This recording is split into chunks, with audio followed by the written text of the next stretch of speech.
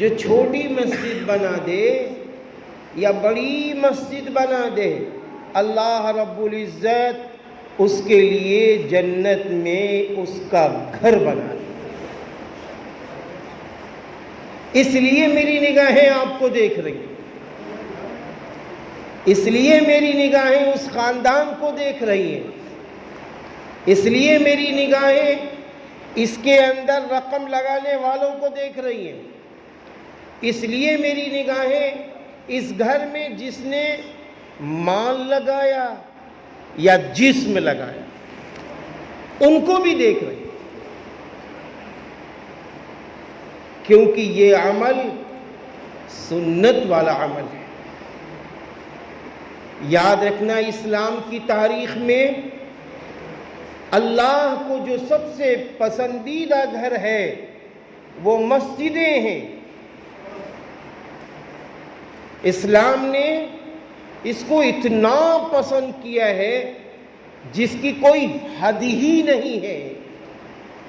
آپ دیکھیے کہ جب یہ دنیا قائم ہو رہی ہے، جب یہ دنیا قائم ہو رہی ہے تو دنیا کے قائم ہونے سے پہلے جب یہ زمین پوری پانی کی شکل میں تھی، جب یہ زمین پوری پانی کی شکل میں تھی تو سب سے پہلی جگہ جو بلبلے کی شکل میں، پھر اس کے بعد ریت کی شکل میں، اور پھر اس کے بعد زمین کی شکل میں جو جگہ سب سے پہلے بننا شروع ہوئی ہے وہ بیت اللہ کی زمین ہے، وہ بیت اللہ کا حصہ ہے۔ اسی لیے بیت اللہ کو پوری دنیا کا مرکز، بیت اللہ کو پوری دنیا کا سینٹر کہا جاتا ہے، وہ بالکل بیچوں بیچ کا حصہ ہے۔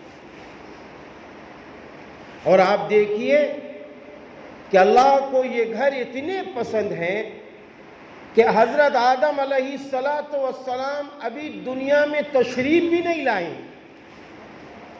اس سے پہلے آتا ہے کہ فرشتوں کے ذریعے اللہ نے بیت اللہ کو تعمیر کرا دی، اور پھر جب حضرت آدم علیہ السلام دنیا میں تشریف لاتے ہیں تو اب آپ تعمیر فرماتے ہیں۔ پھر اس کے بعد وہ تعمیری سلسلہ چلا رہا، اس کے بعد پھر حضرت نوح علیہ السلام کے زمانے میں جب حالات آئے، عذاب آیا، قہر آیا اور بہت کچھ ہوا، اس کے بعد میں حالات یہاں تک آئے کہ سارے مکانات دھس گئے، سب کچھ ہو گیا۔ پھر اس کے بعد وہ ایک ٹیلے کی شکل میں رہ گیا۔ پھر اللہ تعالیٰ کا نظام کہ اللہ تعالیٰ نے حضرت ابراہیم علیہ السلام کو بیدار کیا، تو بس کیا تھا کہ حضرت ابراہیم علیہ السلام نے اس کی بنیادیں اٹھائیں، اور اپنے بنیاد اٹھاتے وقت آپ کے لخت جگر، آپ کے بیٹے حضرت اسماعیل علیہ السلام ساتھ میں۔ آپ اندازہ لگائیں کہ حضرت ابراہیم علیہ السلام پتھر کو رکھ رہے ہیں تو حضرت اسماعیل علیہ السلام گارا بھی بنا رہے ہیں، پتھر اٹھا کر بھی دے رہے ہیں۔ اللہ کا گھر تعمیر ہو رہا ہے، اللہ کا گھر تعمیر ہو رہا ہے۔ اور جب یہ اللہ کا گھر تعمیر ہو رہا ہے تو پھر اس موقع پر حضرت ابراہیم علیہ السلام جو اللہ سے فرما رہے ہیں، ربنا تقبل منا، دونوں حضرات فرما رہے ہیں، حضرت ابراہیم علیہ السلام بھی فرما رہے ہیں، حضرت اسماعیل علیہ السلام بھی فرما رہے ہیں، اے ہمارے رب، ہماری جانب سے یہ خدمت قبول کر لیجیے، قبول کر لیجیے۔ یعنی اے اللہ، دنیا کی سب سے عظیم خدمت تو نے لے لی ہے، اب قبول بھی کر لیجیے، اب قبول بھی کر لیجیے۔ تو میں یہ سمجھتا ہوں کہ اس موقع پر جن حضرات نے یہ خدمت انجام دی ہے انہیں تو سب سے پہلا قدم یہی اب اٹھانا ہے کہ 2 رکعت نماز شکرانہ پڑھ لیں نفل، اور پھر 2 رکعت صلاۃ الحاجت پڑھ کر سلام پھیر کر سجدے میں چلے جائیے گا، اور سجدے میں جا کے کہیے گا اے رب بس تو نے جو خدمت لی ہے قبول کر لیجئے، قبول کر لیجئے، اور اے اللہ ایسے قبول کیجئے کہ جس طرح یہ گھر تیرا گھر آج ان اچھی شکل و شباہت و صورت میں ہے، اے اللہ اسی طرح اس گھر کو آباد بھی کرا دیجئے۔ آپ بھی یہی کہیے کہ اللہ میری نسلوں کے ذریعے آباد کرا دیجئے، خاندان والوں کے ذریعے آباد کرا دیجئے، اور انسانوں کے ذریعے اس گھر کو آباد کرا دیجئے۔ یہاں اذانیں اچھی ہوں، یہاں امام صاحب کا انتخاب اچھا ہو، یہاں اچھے مقتدی آئیں، ان کے لیے اچھے انتظامات، ان کے لیے اچھے انتظامات۔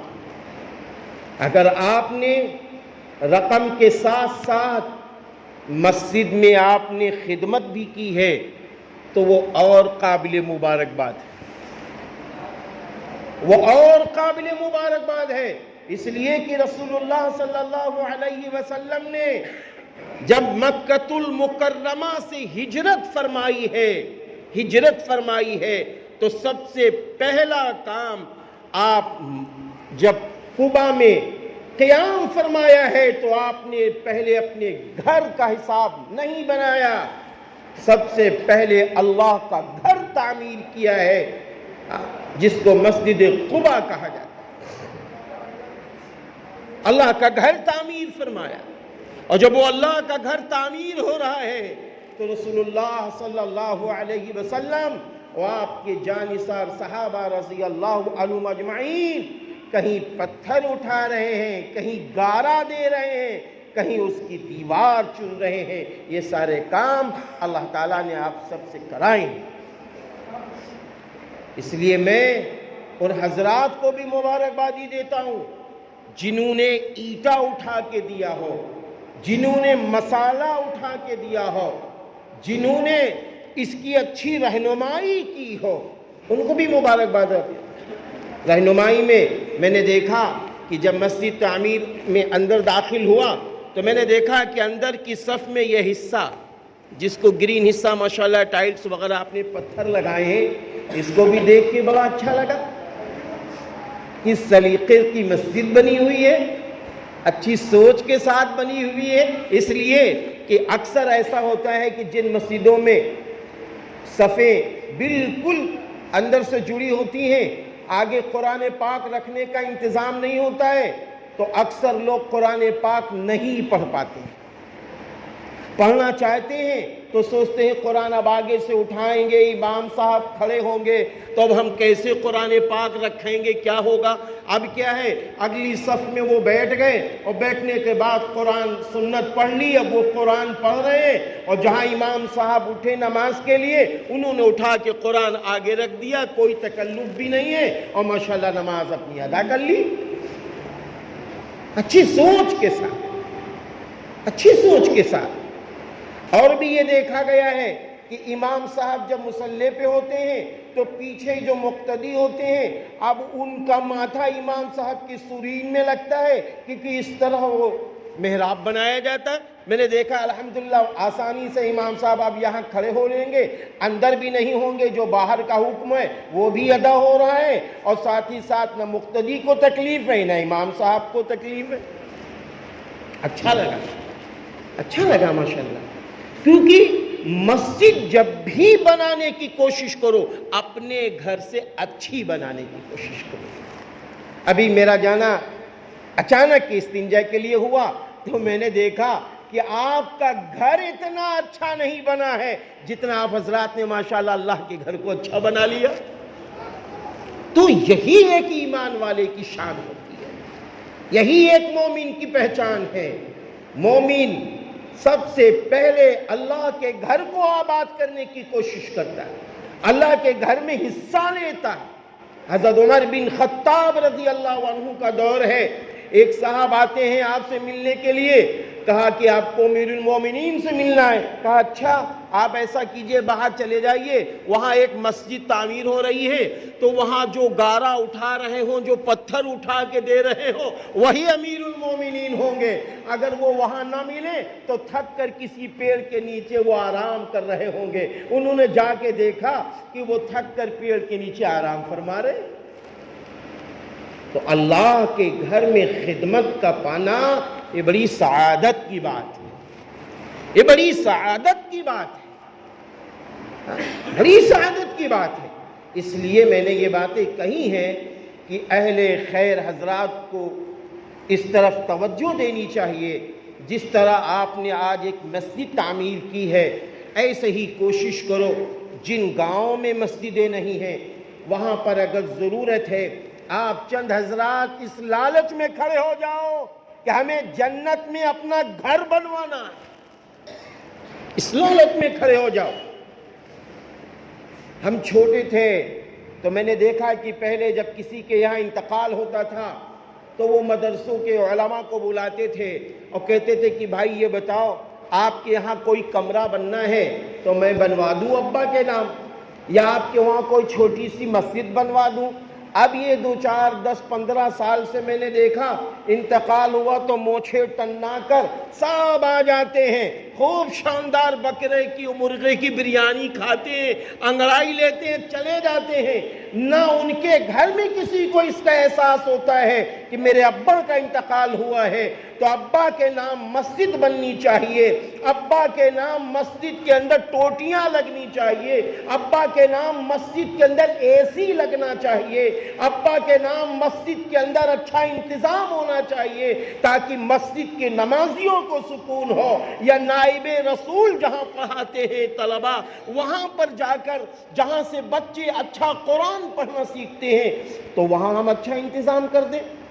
ایک صاحب نے کہا کہ ارے یار اگر ہم مدرسے میں جا کر اچھا انتظام کرتے ہیں تو اس سے بہتر ہے کہ ہم مسجد کو بنوا دیں۔ میں نے کہا وہ تو اچھی چیز ہے، وہ اللہ کا گھر ہے، لیکن آپ یہ بھی ذہن میں رکھیں کہ امامت کے فرائض میں یہ بھی ہے کہ ایسا امام چنا جائے جو تجوید والا ہو، مخارج والا ہو، قرآن کی صفات سے واقف ہو، مسئلے مسائل سے واقف ہو، اسے یہ معلوم ہو کہ لحن جلی کسے کہتے ہیں، لحن خفی کسے کہتے ہیں، اسے تو یہ موٹی موٹی غلطیاں معلوم ہونی چاہیے۔ آج قرآن کریم کو ہم نے اتنا ہلکا سمجھا ہے، اتنا ہلکا سمجھا ہے کہ اللہ کی پناہ۔ آج آپ دیکھ لیجئے کہ لوگ قرآن کریم کی طرف توجہ ہی نہیں دیتے، توجہ ہی نہیں دیتے۔ ایک صاحب نے کہا اما قرآن پاک کا کیا میں پڑھ کے سناؤں؟ تو انہوں نے پڑھنا شروع کیا، الحمدللہ رب العالمین الرحمن الرحیم مالک یوم الدین۔ تو بھی ایک مولانا صاحب بیٹھے ہوئے تھے جو تجوید کے ماہر تھے اور جو مسئلے مسائل سے واقف تھے، عربی سے واقف تھے، کہنے لگے اچھے بھائی بس بس بس بس ٹھہرو ٹھہرو ٹھہرو، آپ نے تو قرآن کے پڑھنے ہی کو بدل دیا، ہا کی جگہ ہا کہہ دیا، عین کی جگہ آپ نے الف پڑھ دیا، معنی بدل گئے ہیں۔ اسی لیے یہ بات کہی جاتی ہے کہ لحن جلی اور لحن خفی کی غلطیوں سے ہم واقف ہوں۔ لحن جلی اس غلطی کو کہتے ہیں کہ جہاں عین پڑھنا ہے وہاں الف پڑھ دیا جائے، جہاں ہا پڑھنا ہے وہاں ہا پڑھ دیا جائے، جہاں زا پڑھنا ہے وہاں دال پڑھ دیا جائے۔ اس کو لحن کے کہتے ہیں لحن۔ اب ہم توجہ نہیں دیتے کہ لحن جلی کی غلطی ہوتی کون سی ہے۔ لحن خفی کی غلطی وہ غلطی کہلاتی ہے جہاں باریک پڑھنا ہے وہاں پر پڑھ دیا جائے، جہاں پر پڑھنا ہے وہاں باریک پڑھ دیا جائے۔ تو میرے بھائیوں پتہ یہ چلا کہ جن مدرسوں کے اندر بچے پڑھتے ہیں انہیں اس کی تعلیم دی جاتی ہے کہ میرے بیٹو مخارج کے ساتھ قرآن یاد کرو، تجوید کے ساتھ قرآن یاد کرو، تجویدی صفات کے ساتھ قرآن یاد کرو، تو جب اس طریقے سے قرآن وہاں یاد کرایا جائے گا تبھی تو ہمیں آپ کو امام ملے گا، تبھی تو ہمیں آپ کو امام ملے گا، تبھی تو ہمیں آپ کو اچھا مؤذن ملے گا۔ اذان کا کافی فرق پڑتا ہے۔ دیکھیے میں نے یہ بات اس لیے کہی ہے کہ حاجی صاحب اس پر بھی توجہ ہونی چاہیے کہ ہماری اس مسجد کے اندر مؤذن ایسا ہونا چاہیے کہ جس کی اذان میں کشش ہو۔ ایک فنڈ آپ نکالیے، میں سچ کہہ رہا ہوں، اللہ کے گھر میں بیٹھ کے کہہ رہا ہوں، آپ ایک فنڈ اس کا بھی اچھا نکالیے، ہم ایسا مؤذن اپنے اس اللہ کے گھر میں رکھیں گے جس کی اذان سننے کے لیے دور دراز سے لوگ آئیں اور کہیں کہ حقیقت میں یہاں اذان ایسی ہوتی ہے کہ حرم یاد آنے لگتا ہے، ایسی اذان ہوتی ہے۔ اذان کا بڑا اثر پڑتا ہے، پتہ نہیں کتنے لوگ تو غیر ممالک میں اذان سن کر ہی مومن بن گئے۔ اذان کا بڑا اثر پڑتا ہے، اذان کا بڑا دخل ہے۔ اسی طریقے سے ایسا امام یہاں ہونا چاہیے، کیونکہ میں دیکھ رہا ہوں ماشاءاللہ آپ نے اللہ کے گھر کو سجایا، بہترین مصلی آپ نے ایسا ٹائلز یا پتھر لگوایا ہے الحمدللہ جس کو دیکھ کے بھی اچھا لگا ہے۔ تو جب آپ کی فکر اچھی ہے تو آپ کی یہ بھی فکر ہونی چاہیے یہاں کا امام بھی اعلیٰ ہو، یہاں کا مؤذن بھی اعلیٰ ہو، اور ساتھ ہی ساتھ کوشش اس بات کی ہونی چاہیے کہ امام کی تنخواہ بھی اچھی ہونی چاہیے، مؤذن کی تنخواہ بھی اچھی ہونی چاہیے، تاکہ آپ اچھے مؤذن اور اچھے امام کو پا سکیں، اچھے مؤذن اچھے امام کو پا سکیں۔ دوسری بات یہ ہے اللہ کے محبوب بندوں، دیکھیں یہ اللہ کا گھر ہے، اللہ چاہتا تو فرشتوں کے ذریعے سارے گھر بنوا دیتا، لیکن اللہ تعالیٰ کا نظام ہے، اور قرآن کریم میں بھی اللہ تعالیٰ نے فرمایا ہے وَمِمَّا رَزَقْنَاهُمْ يُنْفِقُونَ، اور جو کچھ ہم نے تم کو دیا ہے وہ اس میں سے خرچ کرتے ہیں۔ تو جو آپ خرچ کر رہے ہیں اس کا ہمیشہ خیال رکھیں کہ یہ مسجد ہمیشہ کے لیے ہے، یہ خرچ ہمیشہ بنا رہے اللہ کے گھر میں، یہ خرچ ہمیشہ بنا رہے۔ اب ہمیشہ بننے کے لیے کیا ہے؟ جو بڑی نظر دوڑانے کی ضرورت ہے، اکثر جو دیکھا جاتا ہے مسجد ماشاءاللہ بہت اچھی تعمیر ہے لیکن استنجا خانہ بنایا گیا، اب وہاں کا لوٹا اگر رکھ دیا گیا تو سالہ سال تک کوئی لوٹا دوسرا لانے کے لیے تیار نہیں۔ حاجی صاحب ایسا ہوتا کہ نہیں ہوتا؟ آپ دیکھیے بعض جگہ دیکھیے، تو اس کا ہمیں ابھی سے خیال رکھنا ہے، کیونکہ جس طرح وضو کا پانی پاک و صاف ہونا ضروری ہے، ایسے ہی استنجے کا پانی بھی پاک و صاف ہونا ضروری ہے۔ جس طرح وضو خانہ پاک و صاف ہونا ضروری ہے، ایسے ہی استنجا خانہ بھی پاک و صاف ہونا ضروری ہے۔ اس کا بھی ہمیں انتظام کرنا ہوگا، اس کا بھی انتظام کرنا ہوگا، ورنہ آپ دیکھیے کہ لوگ استنجا کرنے جاتے ہیں بس وہ اپنی ناک بن کے رہتے ہیں، کہیں مچھر ناک میں نہ چلا جائے، کھانسی آ گئی تو مچھر منہ میں چلا گیا، اب وہ صحیح استنجا نہیں کر پا رہے۔ استنجے کی بھی چند طریقے ہیں کہ اکثر اللہ معاف کرے کہنا نہیں چاہیے، کوئی عمر کے تقاضے کے لحاظ سے پیشاب کے قطرے آنے لگتے ہیں تو فقہ میں اس کے مسئلے لکھے ہوئے ہیں کہ ایک پیر اٹھائے اس کے بعد پھر دوسرا پیر اٹھائے، یا کھکھار لے، یا کھانسی ہلکی سے کر لے، یا اٹھ کے بیٹھ جائے، بہرحال یہ مسئلے لکھے ہوئے ہیں۔ لیکن جب استنجا خانہ ہی اتنا گندا ہوگا، استنجا خانہ ہی اتنا خراب ہوگا تو وہاں یہ سب باتیں کہاں ہو پاتی ہیں؟ آدمی بس جلدی جلدی کرتا ہے، اب وہ بیچارہ پیشاب کر کے نکلا اور وضو کرنے بیٹھا اور ذرا کھانسی آئی، قطرہ نکل گیا، اب اس کی نماز خراب ہو گئی، حالانکہ اس قطرے کا بھی مسئلہ الگ ہے، ورنہ نماز خراب ہو جاتی ہے۔ اس لیے میری ایک ذاتی رائے یہاں پر یہ بھی ہے کہ ہمارے جو استنجا خانہ بنا ہے ماشاءاللہ بہت اچھا بن رہا ہے، ہم سمجھیں گے کہ اس کے اوپر بھی ایک ہماری توجہ رہنی چاہیے۔ اللہ کے گھر کی صفائی پر بھی توجہ ہو، ہم جس کو ذمہ داری دیں دیکھ ریکھ کی تو ان کی یہ بھی توجہ ان کو دلائی جائے کہ دیکھیے آپ کو استنجا خانہ بھی پاک صاف رکھنا ہے۔ اسی طریقے سے جو وضو خانے بن رہے ہیں، وضو خانے ماشاءاللہ یہاں اچھے بن رہے ہیں، عام طور پر دیکھا جاتا وضو کرو تو سارا پانی ہمارے ہی اوپر آ رہا ہے۔ اب بتائیے جب وضو کا پانی میرے اوپر آئے گا، وضو کرنے میں ہمیں عجب سا محسوس ہوگا، تو پھر کیسے ہم سارے وضو کے فرائض اور وضو کو واجبات کے ساتھ اور سنتوں کے مطابق کیسے کریں؟ اس لیے ایسے موقع پر میں نے یہ نشاندہی اس لیے کی ہے کہ الحمدللہ یہاں کا نظام اچھا ہے، اس میں استقامت اگر پائی گئی تو انشاءاللہ یہ نظام اچھا در اچھا بنتا چلا جائے گا اور اچھا ہوتا چلا جائے گا۔ آخر میں آپ سے پھر یہ کہوں گا کہ میرے بھائیوں، یہ مسجد اللہ کا گھر ہے۔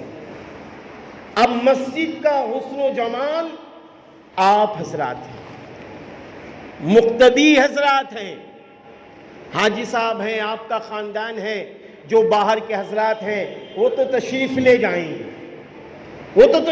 جائیں گے، لیکن جو علاقے کے لوگ ہیں، محلے کے لوگ ہیں، ان سب کو اس پر توجہ دینی ہوگی۔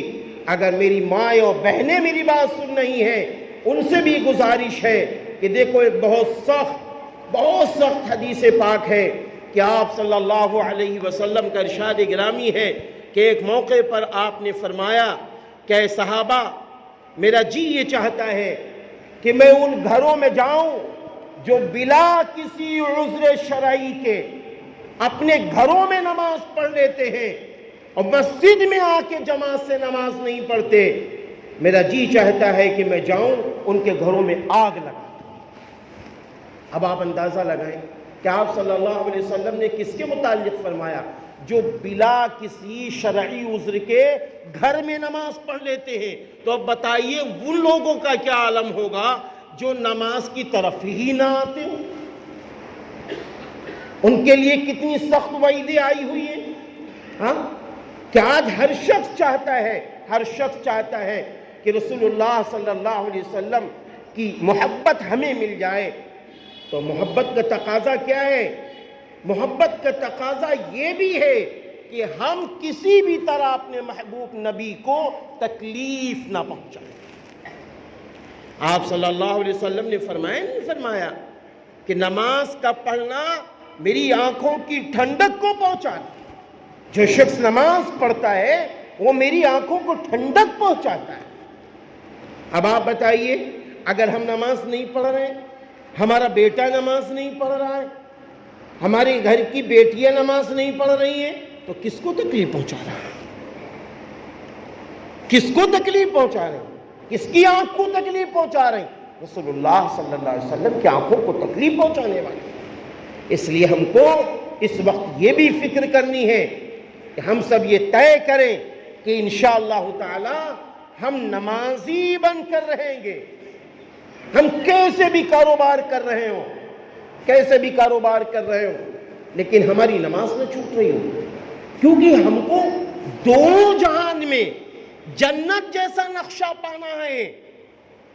اللہ کے وہاں جنت میں جانا ہے اور دنیا میں جنت جیسا ماحول میں بنا کر رہنا ہے۔ ہمارا تو ایمان اس پر ہے کہ ہم مرنے کے بعد اٹھائے جائیں گے، ہم سے پوچھا جائے گا کہ تم نے زندگی کیسی گزاری ہے، تم نے جوانی کیسی گزاری ہے، تم نے مال کہاں سے کمایا ہے، تم نے مال کہاں پہ خرچ کیا ہے، اور جو کچھ تم جانتے تھے تم نے اس پر کیا عمل کیا۔ اس لیے ہماری اور آپ کی ذمہ داری یہ بھی ہے کہ ہم اپنا ٹائم ایسا گزاریں، جو سنتوں سے بھرا ٹائم، نبی کے طریقوں سے جڑا ہوا ٹائم، ہمارا ہر عمل نبی کے طریقوں سے جڑا ہوا ہو۔ تو اس سے کیا ہے، دونوں جہان کی رونقیں ہیں، دونوں جہان کی عزتیں ہیں، دونوں جہان کی برکتیں ہیں۔ ایک روایت میں ہے کہ حضرت انس رضی اللہ عنہ سے مروی ہے کہ آپ فرماتے ہیں کہ حضور اکرم صلی اللہ علیہ وسلم کا ارشاد گرامی ہے کہ جس شخص نے میری سنت کو زندہ کیا اس نے مجھ سے محبت کی۔ اور جس نے مجھ سے محبت کی وہ میرے ساتھ جنت میں جائے گا، وہ میرے ساتھ جنت میں جائے گا۔ ایک اور روایت میں ہے کہ آپ صلی اللہ علیہ وسلم کا ارشاد گرامی ہے کہ جس نے میری سنتوں کو زندہ کیا اللہ 4 طریقے سے اس کا اکرام فرمائیں گے۔ پہلا اللہ کا جو انعام ہوگا وہ کیا ہوگا؟ اللہ اس کی روزی میں برکت ڈال دے گا۔ دوسرا، اللہ دین میں اس کو پختہ کر دے گا۔ تیسرا، اللہ نیک اور صالح انسانوں کی دلوں میں محبت ڈال دے گا۔ چوتھا، فجار فساق حاسدین کے دلوں میں اللہ تعالیٰ رعب و دبدبہ ڈال دے گا۔ آج یہ چاروں باتیں ہمارے لیے ضروری ہیں، چاروں باتیں ہمارے لیے ضروری ہیں، اس لیے ہم سنتوں کو زندہ کریں گے، قدم قدم پر نبی کی سنتوں کو ہم زندہ کریں گے۔ آنکھ کھلنے سے لے کے آنکھ بند ہونے تک ہمارا ہر عمل سنت نبی صلی اللہ علیہ وسلم کے مطابق ہونا چاہیے، ہر عمل سنت نبی صلی اللہ علیہ وسلم کے مطابق ہونا چاہیے۔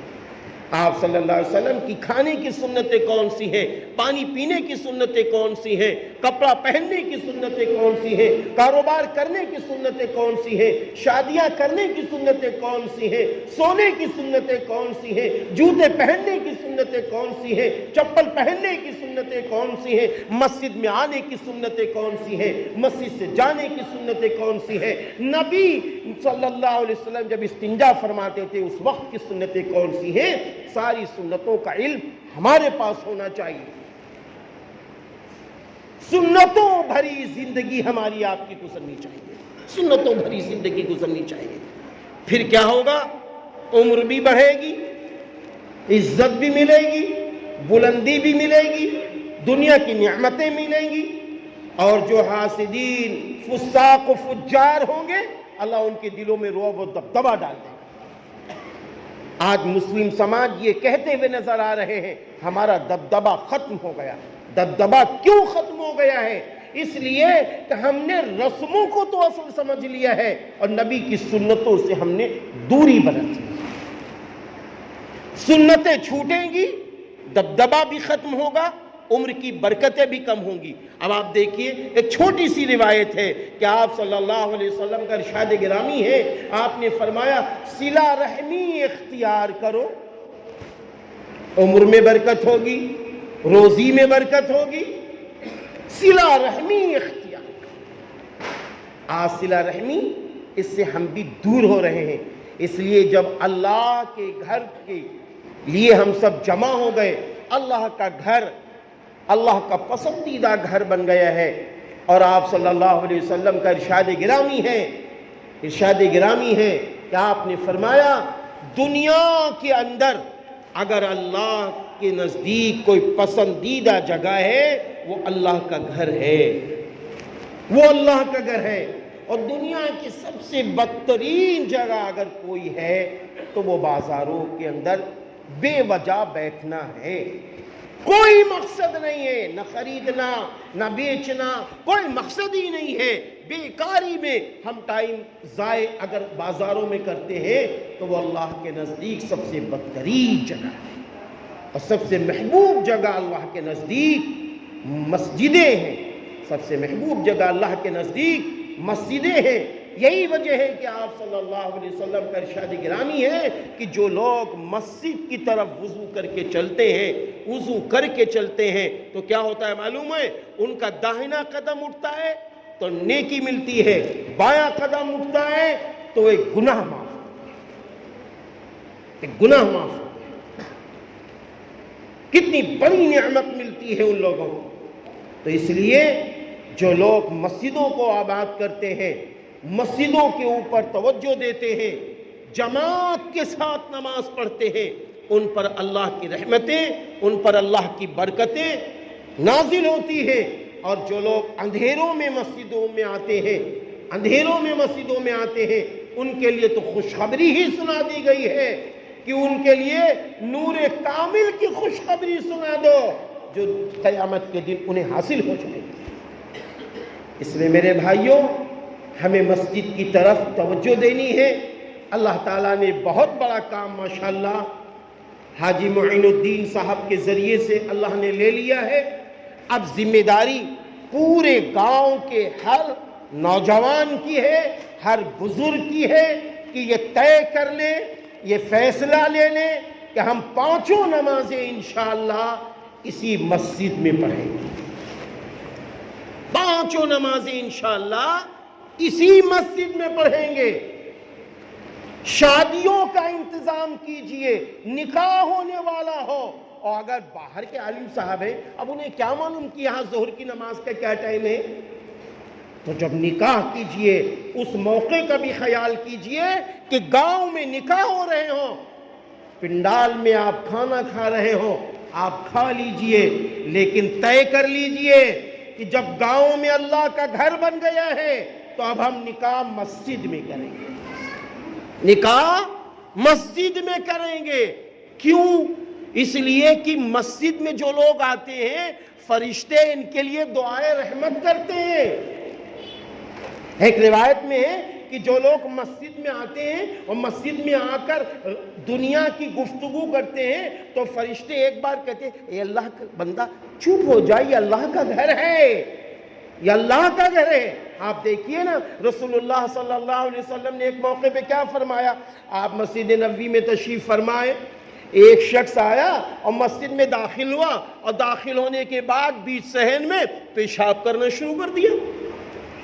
ارے صحابہ دوڑے، ارے کیا کر رہے، ٹھہر ٹھہر۔ آپ صلی اللہ علیہ وسلم نے روک لیا، کہا نہیں، اس کو پورا پیشاب کر لینے دو، کیونکہ کہیں اس کو کوئی تکلیف نہ پہنچ جائے، اس کو نہیں معلوم ہے کچھ۔ اس کے بعد بتایا کہ دیکھو یہ اللہ کا گھر ہے، یہ مسجد ہے، یہاں پر تلاوت کی جائے گی قرآن کریم کی، یہاں پر اللہ کا ذکر کیا جائے گا، یہاں پر عبادت کی جائے گی۔ اللہ اکبر۔ تو اس سے دونوں باتیں ظاہر ہو گئی، اس کا اکرام بھی ظاہر ہو گیا، اس کے بعد وہ مومن بھی بن گیا، اور پھر اس کے بعد نتیجہ کیا ہوا کہ ہمیں آپ کو علم بھی مل گیا کہ مسجدیں بنائی کیوں جاتی ہیں۔ ایک روایت میں تو یہاں تک ہے میرے بھائیوں، مسجد بن گئی، اب ہم مسجد میں داخل ہوئے، کپڑے میرے بڑے شاندار ہیں، اب ہم دیکھ رہے ہیں مسجد کا مصلی تھوڑا ٹیڑھا ہے، اب ہم اس کو صحیح کرنے کے لیے تیار نہیں ہیں۔ ہم دیکھ رہے ہیں مسجد کے اندر کاغذ پڑا ہوا ہے، ہم اٹھانے کے لیے تیار نہیں ہیں۔ ہم دیکھ رہے ہیں مسجد کے اندر تنکے پڑے ہوئے ہیں، نمازیوں کو تکلیف ہوگی، ہم اٹھانے کے لیے تیار نہیں ہے، ہمارا مزاج بن چکا، معاف کر دیجئے گا۔ اب ایسے موقع پر آپ سنیے رسول اللہ صلی اللہ علیہ وسلم نے فرمایا کہ مسجد کے اندر جو تنکا ہوتا ہے، اس تنکے کا بھی اللہ تعالیٰ مجھے دکھا رہا ہے کہ اس کا اجر کتنا ملتا ہے، جو اللہ کے گھر کے مسجد کا تنکا اٹھاتا ہے۔ اللہ کے گھر کا مسجد کا جو تنکا اٹھا دیتا ہے اس پر بھی اللہ کی مدد آ جاتی ہے، اس پر بھی اللہ کی مدد آ جاتی ہے۔ ہم نے بعض اللہ والوں کو دیکھا کہ وہ وضو خانے تک تو اپنے چہروں پہ داڑھیوں پہ کنگھا کر رہے ہیں، لیکن اندر مسجد کے کنگھا کرتے بھی نظر نہیں آئے، کہیں میرا بال گرے اللہ کے گھر میں، یہ مناسب نہیں، یہ مناسب نہیں۔ تو اس لیے ہمیں مسجد کو صاف ستھرا ہمیں بھی رکھنا ہے۔ ایک روایت میں یہاں تک ہے کہ تم اپنی مسجدوں کو صاف ستھرا رکھو، اس میں خوشبو بھی مہکاتے رہو، صاف ستھرا رکھو، خوشبو بھی مہکاتے رہو۔ تو پتہ یہ چلا کہ جب مسجدیں صاف ستھری ہیں، خوشبو بھی مہک رہی ہے، تو یہاں قرآن پاک کی تلاوت بھی خوب کی جائے، یہاں ذکر و اذکار بھی خوب کیا جائے، یہاں پر رہ کر اللہ کے ان بندوں کے جو جوڑے ہیں ان کا نکاح بھی مسجد میں ہونا چاہیے۔ میں تو اپنے اس گاؤں سے یہ بھی اپیل کر کے جاؤں گا کہ جہاں آپ مسجد کے اندر آنے کے لیے تیار ہو گئے ہیں تو آپ کو ایک اور بھی تیاری کرنی ہوگی۔ جب بھی گاؤں میں نکاح ہو، چاہے رات کا ہو چاہے دن کا ہو، طے کرو نکاح انشاءاللہ مسجد میں ہوگا، دعوتیں ہمارے گھروں میں، نکاح مسجد میں ہوگا۔ دعوتیں گھر میں ہوں گی. جب تک مسجد نہیں تعمیر تھی تب تک تو جیسا بھی نظام چل رہا تھا وہ چل رہا تھا. لیکن اب اللہ کے گھر میں نکاح کریں گے. کیوں؟ اس لیے کہ جب اللہ کے گھر میں دولہا صاحب قبول کریں گے اس ایجاب کو تو اللہ کی رحمتیں بھی اس پر آئیں گی, اللہ کی برکتیں بھی آئیں گی, نکاح بھی برکت والا بن جائے گا. ہماری اور آپ کی بیٹیاں خوشیوں کی زندگی کی طرف بھی بڑھ جائیں گی. اس لیے اس بات کی بھی اپیل کرتا ہوں. اور آخری کی یہ بات یہی ہے کہ لوگوں اللہ کا شکر ادا کرو, اللہ کا فضل ادا کرو کہ بہت خوبصورت اللہ کا گھر بنوا دیا گیا ہے. جو شہر کے اندر ہوتا تھا وہ اس گاؤں کے اندر بن گیا ہے. میں نے یہ سوچا تھا کہ ہاں مسجد تعمیر ہوگی, جس طریقے سے ایک سادگی ہوتی ہے اس طریقے سے ایک اچھا انتظام ہوگا. لیکن یہاں میں نے دیکھا کہ اللہ کے نیک بندوں کے لیے مسجد میں اچھے سے اچھے ٹائلز, پتھر اور سب کچھ لگا دیے گئے ہیں. اب آپ کی ذمہ داری ہے مسجد کو صاف ستھرا رکھیے. آپ کی ذمہ داری ہے اذان ہونے سے پہلے مسجد میں آئیے. آپ کی ذمہ داری ہے مسجد میں قرآن پڑھیے, عبادت کیجئے, ذکر و اذکار کیجئے, خوب دعاؤں کا اہتمام کیجئے. یہ سارے کام کرتے رہیں. اللہ تعالیٰ میری بھی مدد فرمائے, آپ کی بھی مدد فرمائے. بس یہ مسجدیں یاد رکھنا یہ جنت کے باغ ہیں. آپ صلی اللہ علیہ وسلم نے فرمایا تھا کہ جنت کے باغوں میں جب گزرو تو خوب چرا کرو. تو صحابہ نے پوچھا اللہ کے رسول جنت کے وہ باغ کون ہیں؟ فرمایا مساجد. فرمایا مساجد. اور پھر فرمایا کہ اللہ کے رسول صلی اللہ علیہ وسلم یہ بھی فرما دیجئے کہ چرا کرو سے کیا مراد ہے؟ تو آپ صلی اللہ علیہ وسلم نے فرمایا سبحان اللہ والحمد للہ ولا الہ الا اللہ واللہ اکبر پڑھا کرو. میرے بھائیوں یہ بھی مسئلہ ہے کہ یہ جو مسجد ہے نا یہ جنت کے حصے ہیں, یہ جنت کا جز ہے. یہ ساری کی ساری مساجدیں انشاءاللہ قیامت کے روز بیت اللہ سے جوڑ دی جائیں گی اور پھر یہ سب جنت کا حصہ بنا دیا جائے گا. اللہ میری بھی مدد فرمائے, آپ سب کی مدد فرمائے. یہاں پر ہمارے باوقار علماء اعظام بھی تشریف فرما ہے. انشاءاللہ ابھی آپ حضرات کے بھی خطابات ہوں گے. آپ حضرات تشریف رکھیں. بے انتہا خوشی ہوئی. جزاکم اللہ خیرا وما علینا الا البلاغ.